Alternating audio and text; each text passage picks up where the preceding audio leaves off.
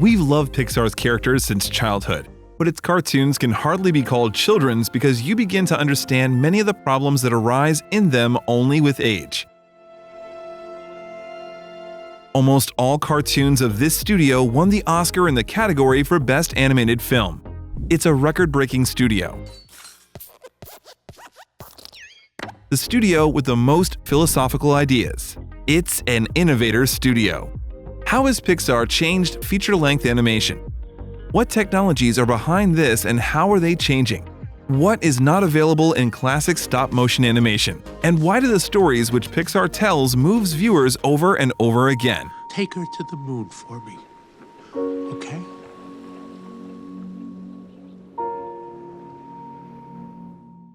Today on the About Movies channel, we'll try to answer these and some other questions. But before you plunge into the world of animation, click on the subscribe button and on the bell to always be aware of the release of new videos. Click it and let's get started. In 1995, Pixar brought toy cowboys, astronauts, and other kids' room dwellers to life in Toy Story, their first feature-length cartoon. Since then, 3D computer-generated animation has opened up amazing worlds for us. I hope you enjoy it.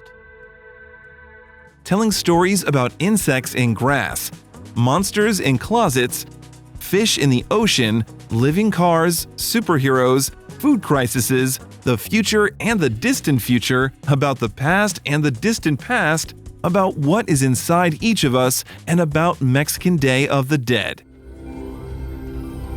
Each of these cartoons expanded the visual language of Pixar little by little. Each next stop on this journey became a little more colorful and technologically sophisticated than the previous one. But what was the point of the revolution that greatly expanded possibilities of animation?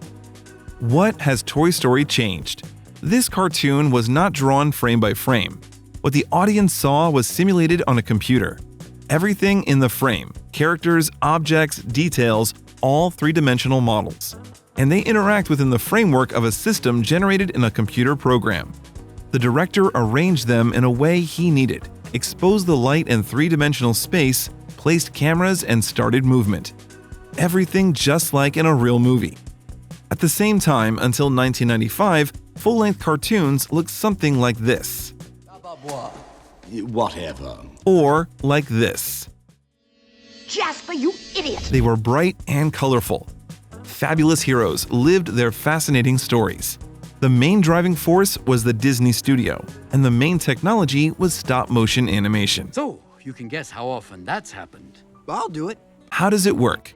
The movement of characters and the scene is made up of separately drawn images. Most often, the background was drawn separately. Separately on transparent celluloid sheets were drawn moving objects and figures of character. Each phase of movement is a new drawing on celluloid, almost the same as the previous one but slightly modified, as if the photographer was capturing every moment of movement. This is how it works. Layers of celluloid sheets are placed on the background. The camera shoots the frame, sheets are changed, the next frame, and so on. Then, received frames are played back one after another at a speed of 12 to 24 frames per second, and the movement is born on the screen. At some point, computer programs replaced celluloid and made it easier to draw phases of movement, but the principle remained the same. Moving pictures are drawn frame by frame, captured on film or in a computer editing program. Then frames are added in a sequence. All right. If you, for a second, imagine that the drawn cartoons were filmed with a live camera in a living world, then the movements of the imaginary camera turn out to be stingy and constrained. This camera is devoid of vibrations, complex panoramas, and the ability to freely follow the subject in the frame. And when it learns more complex turns, this is already computer technology. In general, the worlds of cartoons looked more amazing and more colorful than our lives, but often turned out to be less cinematic than cinema. And the main limitations of stop-motion animation were perspective and lighting. And in general, everything that is connected with volume, with the three-dimensionality of space. Three-dimensional worlds which were generated in a computer should add volume and depth. Hello, little fella. But actually, they weren't the first animation tools to solve such problems. It is appropriate to compare 3D cartoons with puppet animation, including plasticine. It gives the director more opportunities than hand-drawn to work with the camera and depth in scenography. And when computer animation appeared, puppet animation was ahead of it in terms of brilliance of characters and scenery, in the smoothness and complexity of movements.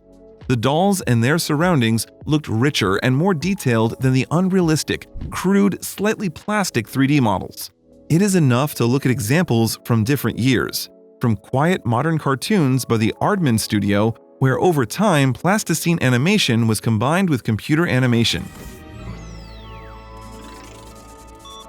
to the pre-revolutionary experiments of the Russian animator and biologist Vladislav Starovich. Not everyone in the 90s believed that 3D animation had a chance to compete with the classic one. At one time, even the founder of Pixar, George Lucas, having lost all hope of the company's success, sold it to Steve Jobs. Jobs, on the other hand, as an innovator and dreamer, saw prospects in the company. However, we have already talked about how Steve saved Pixar from bankruptcy in our video about his biography. Click on the pop-up card in the corner if you're interested. The future of computer animation promised more possibilities because you can do anything in the virtual world. Come up with any heroes, they can even glow from the inside. Build any, the most ambitious scenery. And in the most fantastic way, move the camera. But in order to reach such a future, it was necessary to face a lot of technological challenges. How to faithfully convey the movement of the folds of clothes, how to show water, how to light a fire, how to transfer the physical properties of the real world to the virtual world, and how to make the limited computing capabilities of technology, and behind all this, also tell an interesting story.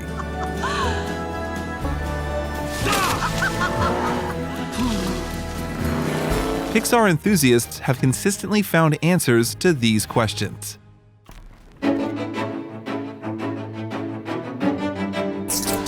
At the same time, every next Pixar film has always entered some new territory and explored some new technology.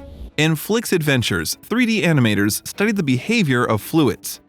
Working on Finding Nemo, lighting underwater. In Monsters, Inc., the physics of fur. And in Brave, human hairstyles. And that's not to mention the 1,000 small improvements from film to film. The constant increase in the number of polygons and improvement in the quality of textures. Separately, it's worth noting Pixar's tradition of testing its technologies with short films. So in the cartoon Partly Cloudy, they investigated the physics of air currents, and they got such a hero, Cloud.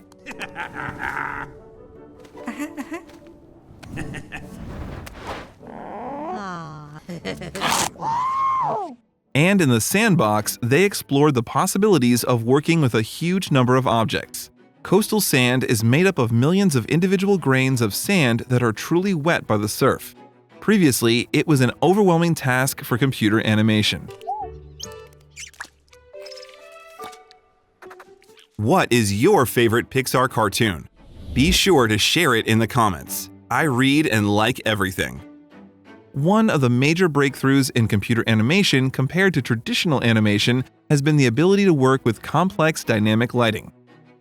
Let's see where Pixar started. Here is the very first short film, Luxo Jr. Do you remember the lamp from the splash screen which plays before every movie? This video was supposed to show perspectives of computer animation, possibilities of object movement and lighting. The lamp is, of course, a very suitable hero here. There were more and more technologies developed and possibilities for using unusual lighting. Let's look at this scene from Finding Nemo. The anglerfish light is not just a decoration but also a source of dramatic tension. Will Dory have time to read the address of Nemo's kidnapper, or will the enemy eat them? You can just bring a little closer, I kinda need the light. That's great. Here's another scene, now from Up. The heroes sit at a table lit by a lantern, but the atmosphere of home comfort is drastically replaced by tension, and the hospitable host turns out to be an antagonist.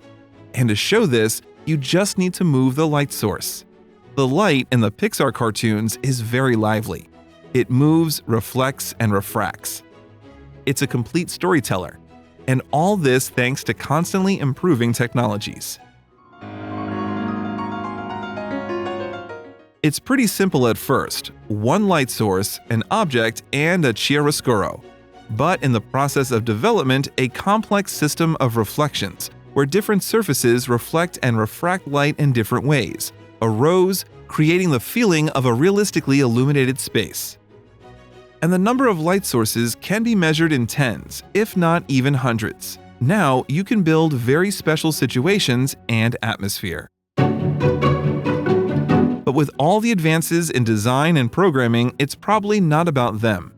Not even in them in the first place. Creating polygons for the development of new frontiers, the authors of Pixar cartoons did not forget to tell stories.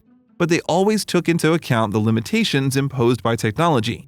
We can't animate faces. Well, we can take off toys. It's easier for them to forgive their squeezed facial expressions.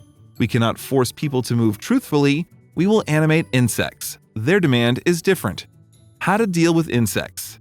Let's take on monsters. And then for the cars. Morning, Sleeping Beauty! And only then, finally, for the person.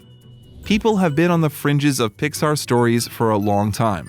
They could be external, for the microcosm of the heroes of the picture, force, for figures in Toy Stories, for insects in The Adventures of Flick, for the inhabitants of the reefs from Finding Nemo and Finding Dory. Then, people came into closer contact with Pixar characters, as in Monsters Incorporated, The Good Dinosaur, WALL-E, or Inside Out. And this gives us the opportunity to look at ourselves from the outside. People turn out to be somehow awkward, narrow-minded, and often not so interesting in comparison with the worlds that are found in their neighborhood. At the same time, detachment from the world of people does not remove people from human experiences and problems. I'm no good. I got no purpose. No purpose. But the problems of cartoon characters, namely, that are human. Family troubles, challenges of self-realization, fear of becoming obsolete in the stream of changes. These are the main plots underlying the Pixar stories. The last one is probably the most surprising because one can hardly expect from technologically advanced computer animation maxims about fear of change. But if you look closely, this motive is one of those elements in Pixar films that make them universal statements that are relevant for any age. And this is another important feature of Pixar animation. ¿Estás bien, mijo? Pixar animated films are adult ideas hidden under the top layer of a kind children's cartoon.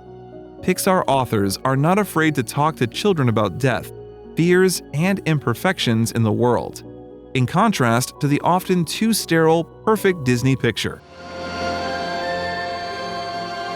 We have already talked about the best adult cartoons that completely destroy Disney stereotypes in our other video, a link to which has now appeared in the corner of the screen. Click on it and I assure you that you will not regret the time spent. Each Pixar painting has several layers. Almost in each, there are several characters at once with whom you can identify yourself. You can live with Ratatouille through the eyes of the rat Remy, or through the eyes of a young Linguini. In Up, you can look for yourself in the grumpy but noble pensioner Carl, or you can in the Boy Scout Russell. You can look at Inside Out through the eyes of a teenage girl, or you can look through the eyes of her parents.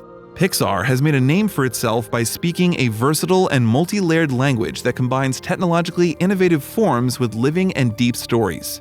This set it apart from the protracted crisis of Hollywood of the newest era, built on franchises, sequels, and remakes. However, now the problem of finding new ideas is obviously facing Pixar. With a nice pass over the Reeves, comes across center. If you look at the films released by the studio after 2010, then most of them will turn out to be sequels. And if Pixar cannot find fresh stories like Inside Out, Coco's Mysteries, or Soul, then the initiative in creating new stories will go to the Disney Studio, which has shown its capabilities in the successfully released Frozen, Big Hero 6, and Zootopia. Animation movies that develop Pixar's way of telling stories. Since 2004, Pixar is part of Disney. Anyway, in the first 10 years of its existence, Pixar has significantly changed the rules for creating full-length cartoons, discovering new technologies and smoothly linking them with fresh and original stories. This standard serves the industry beyond the bouncing lamp screensaver, and this is probably the most important thing. Pixar's image has been in stark contrast to the way we perceive Disney lately. Despite the successful and high-quality cartoons of recent years, sometimes it seems that the studio only cares about money. Disney was focused on remakes and sequels. This may mean just a lack of ideas from the studio. Or the fear that a fresh story might not pay off as well as something old and familiar. If you click on this video on the screen, you can find out why we believe that Disney has turned into an evil corporation and how it is pumping money out of our wallets. Click faster, otherwise you won't have time. Well, that's all for today. It was the About Movies channel. Thank you for being with us. Like this video and see you soon.